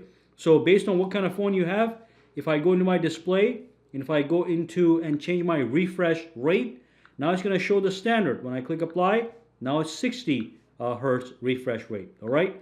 So that's another great little hidden feature.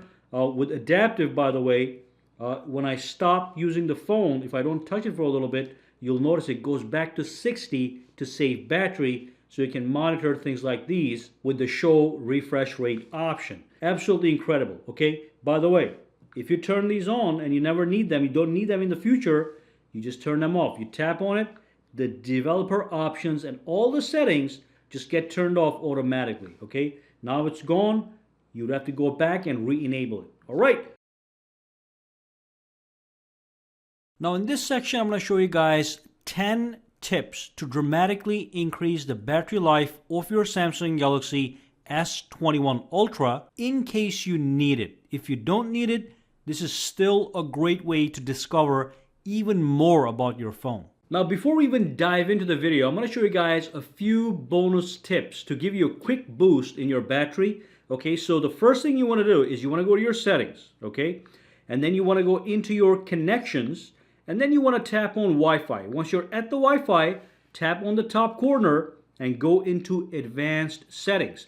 Once you're there, simply enable this option, Wi-Fi power savings mode. You're going to start saving battery right off the bat. So if you enable this, basically it says reduce battery usage by analyzing Wi-Fi traffic pattern. So that's number one. Number two, quick bonus tip. You want to go into the main menu, then go into your sounds and vibration. Once you're there, you want to go down and simply pick vibration intensity and lower all these vibration intensities. Now, vibration does require battery, okay? So if you have these maximized, every time you get a call, the phone is not vibrating and it's actually wasting your battery for no reason. Why do you need vibration if you can hear the call incoming? And even when you have the intensity at the lowest, the phone is still gonna vibrate. You can have it right here. So instead of having it right here, you can have it right here. So when you put your phone on mute, you wanna feel the vibration to know that you're getting a notification, right? So just keep it at the minimum. You can go like this, and that's going to save you battery. Now all these things add up over time. So the more calls you get, the more messages you get, the more battery is wasted just because of this vibration stuff. All right, so minimize that. All right, now let's dive in to the main features. Now the very first thing I do want to talk about has to do with the display. So one of the biggest things that actually wastes your battery is your display. So there's a bunch of different settings you want to configure to maximize that battery, okay? So let's go into display. Let's start with some of the basics. So the first thing that you do want to do is you want to go down over here, and if your phone has this feature, you do want to go into screen resolution. Now, as you can see right now, I have the maximum screen resolution, which is going to waste maximum battery. So what I recommend that you do is keep it at full high definition plus, which is going to be the middle of the road. It's going to give you great quality and also give you a little boost in that battery. Now, if you're extreme and you just want the maximum battery, you don't care about quality of the display, what you can do is you can go for HD plus, and that's simply going to give you even more battery. You can see here, basic visuals, lowest battery use. Now I prefer to have high level visuals, so that's going to be good. That's going to be improved, and it's going to be moderate battery use. Click apply and you are going to be good to go. And the next thing that you want to do, again, if your phone is equipped with a refresh rate, with a variable refresh rate, you want to go into motion smoothness, okay? And you want to make sure to go to standard refresh rate, which is going to be 60 hertz as opposed to 120 hertz, which is going to give you smoother animations, better overall experience, but it's going to cost you battery. So keep the holding at standard to save battery, okay? The next thing that you want to tweak in your display settings is simply the dark mode, okay? So this is an OLED display. Most Samsung phones have an OLED display. When you have it at light mode, it's going to eat more battery. When you have the dark mode enabled, just by having a black background in most places, OLED displays save a lot of battery. So on top of looking cool, the dark mode also actually saves you battery, okay? Now for this video, I'm going to keep it at light, all right? And then let's move on to the next tactic. All right, so next up, we're going to go to the settings, all right? And what you want to do is you want to go back into your connections and then go to more connection settings. And what you want to do is you want to make sure you disable nearby device scanning. Now it's enabled right now. I'm going to tap on it. It gives you details as to what it does. And I'll let you know, with this setting enabled, the phone is at all times scanning to see if there's any devices nearby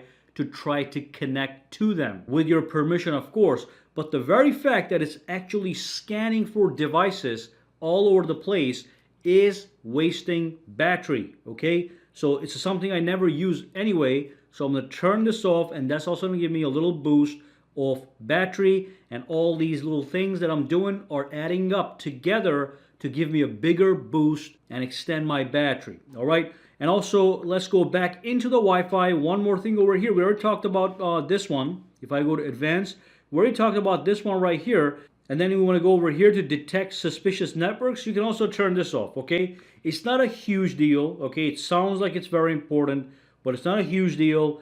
And again, that detection portion also wastes extra battery. It has to scan, analyze, and then it tells you it's a suspicious network. Honestly, I had this on and it hasn't really popped in for a whole year. So it looks like it really isn't doing a lot. So if you want to turn it on, great. But if you turn it off, again, you're going to get a little boost of battery. And like I said, all these things are adding up together to give you that boost. Let's move on and talk about the next thing. Now, the next thing you want to do is, this is a little bit indirect, okay? But you go inside and you want to make sure your phone is running at optimum performance. So you want to go to your battery and device care, okay? Before we even go into the battery, you want to tap here on the top corner and you want to go into automation. Now, if you have an older One UI version, it may not be exactly here, but it's going to be somewhere in here. Just look for it. So go to automation and make sure you have these two options enabled, all right? So auto optimize your phone daily. If you go inside, basically you want to do this every day at a given time. In my case, I've chosen 3 a.m. every day. My phone optimizes itself, and an optimized phone actually manages battery better. Same with this one. You know, you want to make sure your phone is at its best behavior. So you want to pick at least one day in the week. Okay, so I pick Wednesday right here. Turn this on. Wednesday. You can even pick 2 days if you want, but one I think is enough. If you also have the optimization enabled. 5 a.m. every Wednesday, the phone restarts itself, and that makes sure that it's, again, running properly. And even though it doesn't seem like it's related to the battery, it is, because a properly running phone, a properly optimized phone, also gives you better battery. And then finally, right here, adaptive power savings. You should enable this as well. This is just a little icing on the cake. It's just going to give you better power management as it describes it right here. If you don't see it here, it will be under battery. So you go to battery, should be somewhere here. You can go to more battery settings. There it is, adaptive battery. That's the same thing. Make sure that is in fact enabled, and that's going to give you another little boost. And of course, then the big thing is, if you're at, let's say you're at 40%, 30% battery, and you don't have a charger, you don't have access to a charger, you do want to turn on the power savings mode. That's going to be under battery.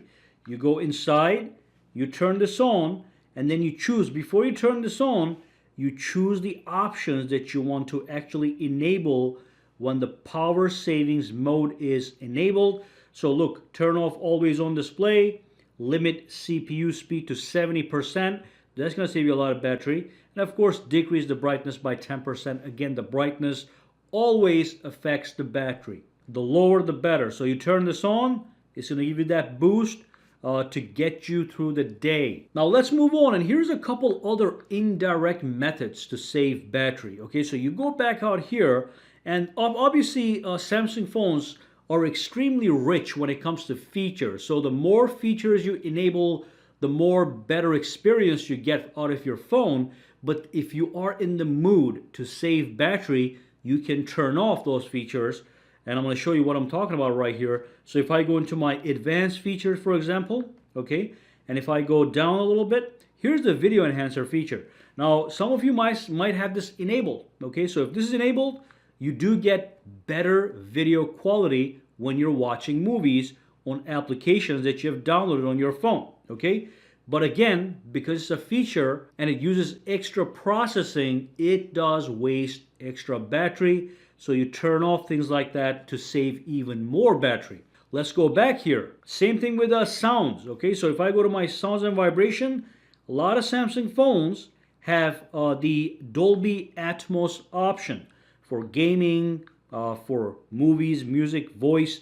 If you turn all those guys off, you're saving even more battery because you're disabling a lot of these convenience features. So that's another thing you can do. And then finally, I want to talk about edge lighting. So if you do have edge lighting enabled, so basically, if you have One UI 3.1 or 3.0, it's going to be under notifications. It's going to be under brief pop-up settings. Okay, so when I get a notification, I get this nice effect. It's really nice to look at. Okay, I'd love to have it.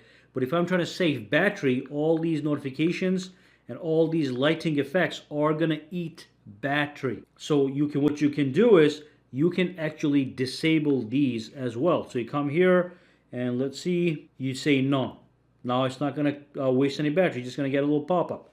All right? All right, so that was the last thing I want to talk about in this section. Let's move on. So here's another quick bonus feature that is going to further enhance your ownership of the smartphone. Let's dive in. The feature actually has to do with your home screen and the applications on the home screen or the apps in the app drawer. So let me show you what I'm talking about. Now you do know that you can press and hold on these applications, which gives you an expanded menu from where you can access specific features of that given application. What you probably don't know is you can actually press and hold on these functions here. For example, here's a missed calls function. Here's a search function. So if I press and hold on this one, it actually becomes an application shortcut and I can dump that onto the screen. And now that function can be launched just by clicking this button right here. It goes straight into your phone applications search menu. Okay, so let me give you one more example so you get the point. So here's a camera application. You press and hold, and you have a bunch of functions. You can go straight to video or the photo. So you can grab this guy right here. You can dump it on the screen, and now when you tap on this one, it takes you straight into the video. You can start recording right away by using that specialized shortcut. And again, if I were to press and hold on this one, I can grab this, put it right here next to it. Now I can go photo to take a photo, or I can tap on this for video. Okay, now this is going to work with any application that has shortcuts available. Here's another example. Here's Chrome application, my web browser.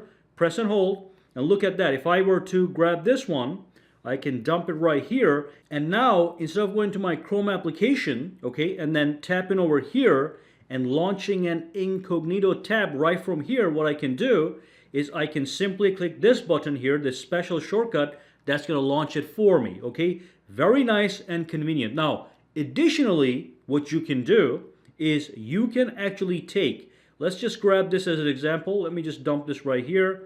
That's a create a new shortcut, create a new contact shortcut. Press and hold. Let's just grab this one, put it right here. So that's the missed calls shortcut. What I can do is I can create special folders for applications with multi-functions. So look at this one. Let me just put this in here as well. Let's tap on this one. Let's just say phone. Let's just give it a color. Let's just say green. Okay.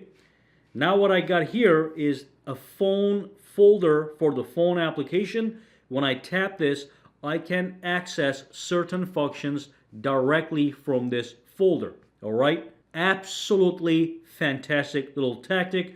If you go to your app drawer and if you press and hold on any one of your applications, if they have those shortcuts, you can grab them and you can dump them anywhere you want. And again, when you click it, it launches that specific feature. All right, so direct access to a bunch of features for supported applications. Brilliant little hidden feature. Alright, so this next final feature in this video is absolutely amazing. It is known as the wireless DeX functionality that allows you to transform your phone into a desktop PC. Now in this section, I am using a Samsung Galaxy Note 20 to demonstrate this feature, but the S21 does the exact same thing. It works the exact same way. Let's dive in. And I'm going to connect that phone to this TV using wireless DeX. So let's dive in and get started. Let me show you how all this works together. So I'm going to go to my phone, all right? And what you want to do is you want to pull down the notifications panel right over here. As you can see, you want to swipe over till you find DeX. Now, when you click on it, it's going to go into the search mode. It's going to be looking for a TV to connect to. Now, with the LG TVs, you have to first configure it so it accepts the screen share option. So it's very easy. Here's the remote control. I simply tap on the input tab and then go into the screen share option, as you can see right over here. I'm going to click that, and that's going to take me to the screen share option. Now, as soon as I do that, here's the funny thing. On my phone, I do get a prompt that's asking me, do you want to start Samsung DeX on the LG WebOS TV, which is this TV right here. Now, I'm going to cancel this. I do want to show you guys this screen. As you can see, it says Samsung DeX. It wants to connect wirelessly to a TV that actually supports wireless DeX connection. Now, most modern TVs, Samsung TVs, LG TVs will connect. And if you're having some trouble, you simply click view more information to get some more details. Now, in my case, here's what I'm gonna do. I'm gonna tap on the LG WebOS TV, and I'm gonna say start now, and take a look at what happens on the TV. I tapped on start now, and boom, the Samsung DeX functionality starts right over there. Now, if you look at my phone, it is just sitting there. I can make phone calls. I can do whatever I want on the actual smartphone right now. You know, I can go over here, read my messages, swipe up and down, whatever. Now, what I can do is I can use the phone as a trackpad to actually control the TV.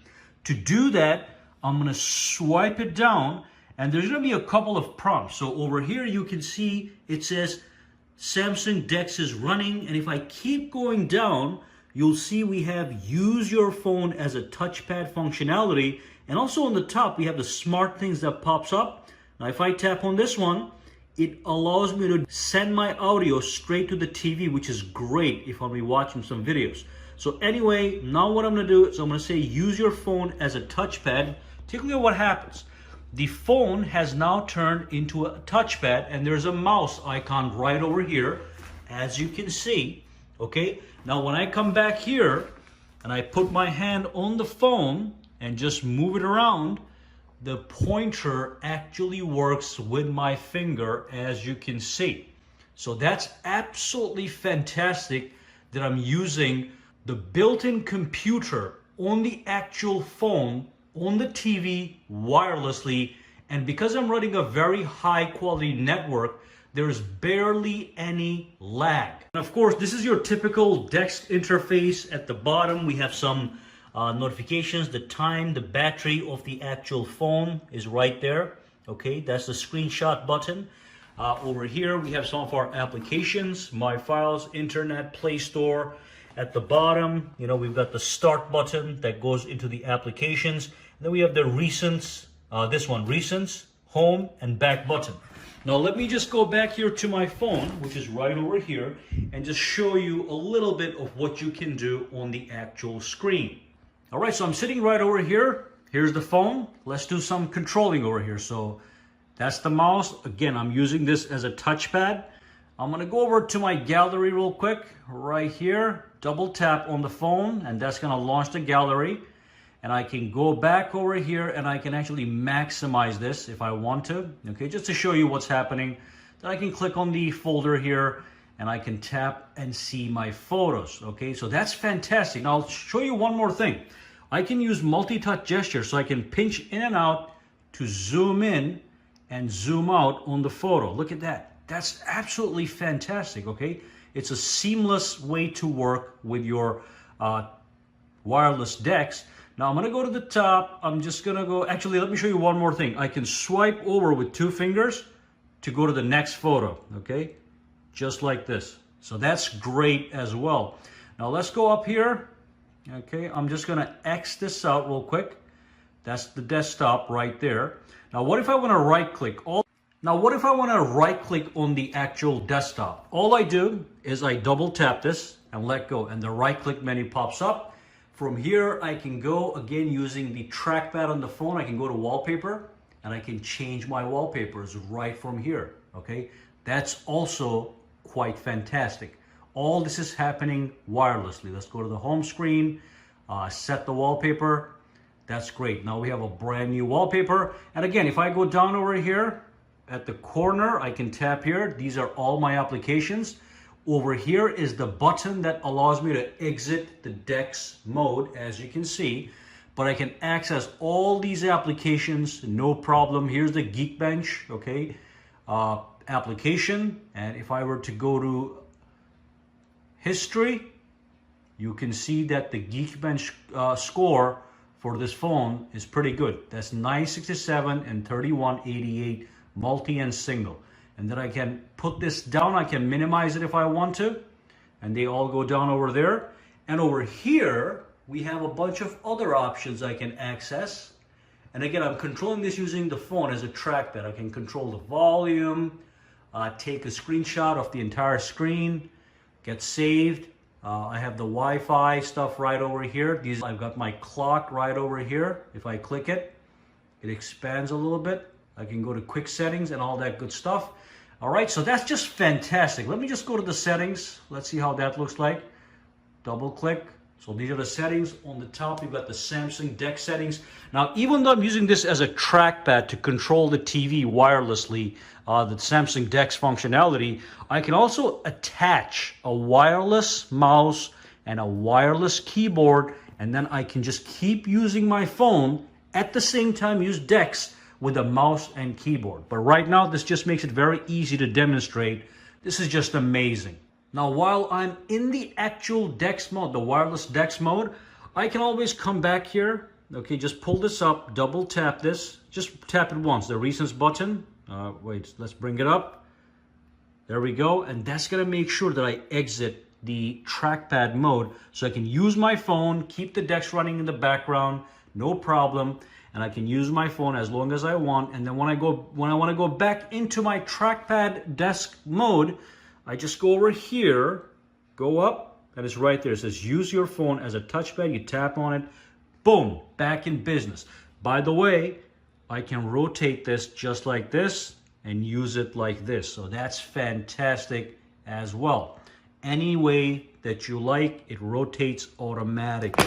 Oops, let me put that back here. All right, so that's it. That's a quick look at the wireless DeX functionality and how it works. Make sure your TV is compatible to accept wireless connections. Like I said, most modern TVs are going to be good to go, but you're going to have to find how to get it done. On my TV, like I said, I had to go into the inputs and choose screen share, and this is an LG TV. I had to choose the screen share option. All right, that's the input I chose. And make sure, of course, your TV is connected to your local Wi-Fi, and so is the actual phone, so that they can talk to each other. All right, let's exit this real quick. Look at that. The phone is here. The desktop is there. Amazing. All right, so that brings us to the end of this epic video. I hope you guys watched the whole thing and learned some amazing things in this video to maximize the ownership of your S21 smartphone. Any questions, comments, or concerns, drop them down below and let me know. For now, guys, have a fantastic day, all right?